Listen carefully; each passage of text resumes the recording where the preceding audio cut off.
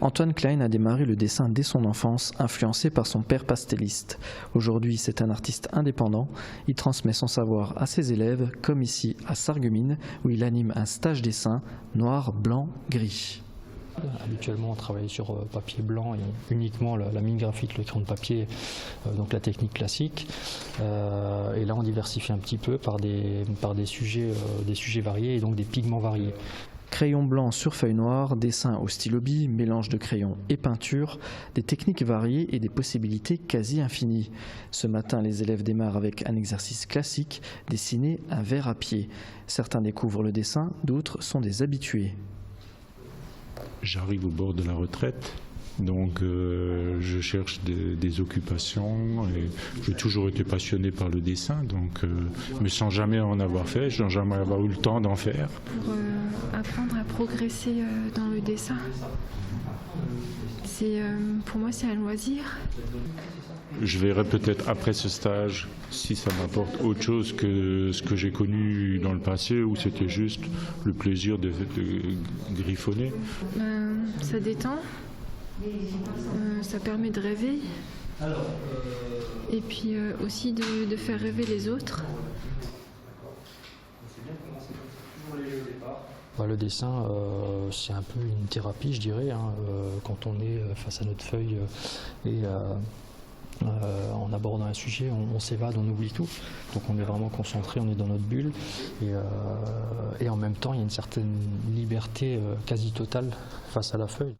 Ils sont de plus en plus nombreux à se mettre au dessin. Antoine Klein compte plus de 140 élèves par mois, tous tâches confondues. Celui-ci est proposé par le foyer culturel de Sarreguemines avec 4 séances de 3 heures. L'aventure se poursuit cet après-midi avec un autre groupe. Et nous sommes maintenant en direct avec Nadine Mouzard, présidente du foyer culturel de Sarreguemines. Nadine, bonjour. Bonjour. De plus en plus d'activités se tiennent à l'école des Vergers. Est-ce que vous souhaitez en faire un pôle artistique ? Est-ce qu'avant que je réponde à votre question, vous me permettez de dire un tout petit mot sur ce qui s'est passé vendredi soir ? Bien sûr, allez-y. Sur l'assassinat de Samuel Paty. L'association du foyer culturel, c'est une association d'éducation populaire. Je n'ai pas de commentaires à faire sur ce qui s'est passé, au sens où il n'y a pas de mots pour parler de ce qui s'est passé, de cet assassinat immonde.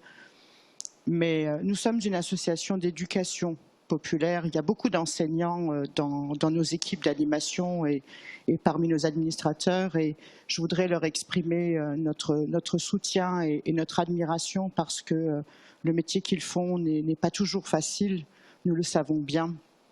Et ils ont largement contribué à faire de notre association ce qu'elle est aujourd'hui.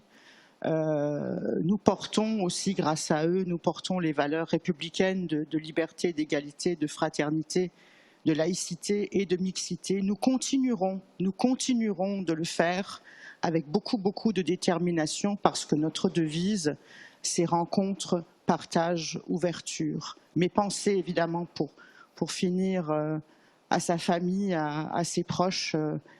Et je ne sais pas s'il y aura des hommages qui seront organisés sur Sarreguemines dans les prochains jours, mais si tel est le cas, nous y serons présents. Voilà ce que je voulais dire Très bien. Merci sur beaucoup cet événement. de l'avoir souligné. Le message est passé. Pour en revenir du coup à mes questions par rapport au foyer culturel, est-ce que vous souhaitez en faire un pôle artistique ? Alors oui, nous le souhaitons fortement. Parce que c'est bien de regrouper toutes les activités dans des salles dédiées. Ça permet de partager dans un premier temps du matériel, ça permet de prendre un peu ses aises, de travailler en dehors des heures d'atelier pour, je le souhaite, que des projets communs naissent entre les différents groupes. Et vous intervenez dans beaucoup de domaines. Est-ce que ça vous arrive de travailler en partenariat avec les associations locales ? Ça nous arrive notamment sur les centres aérés pour proposer des activités variées aux enfants. Nous sollicitons souvent les associations locales et notamment les associations sportives. Mais c'est certainement avec 70 ou quelques associations présente au sein de la ville de Sarreguemines, c'est certainement un aspect à développer à l'avenir. Et est-ce que la crise sanitaire a freiné votre activité ou au contraire, est-ce que le public est-il de plus en plus demandeur ? Alors bien sûr que la crise sanitaire nous a freinés. Nous sommes contraints de limiter nos effectifs en fonction des dimensions des salles. Il y a des contraintes comme le port du masque. Il y a la peur de certains de venir et de fréquenter des groupes de gens, même avec des règles et un protocole sanitaire très strict. Donc bien sûr, ça nous a impacté. Mais nous continuons de croire en l'avenir et de croire en un avenir sans masque et sans scotch sur les tables pour indiquer à chacun la place qu'il peut occuper.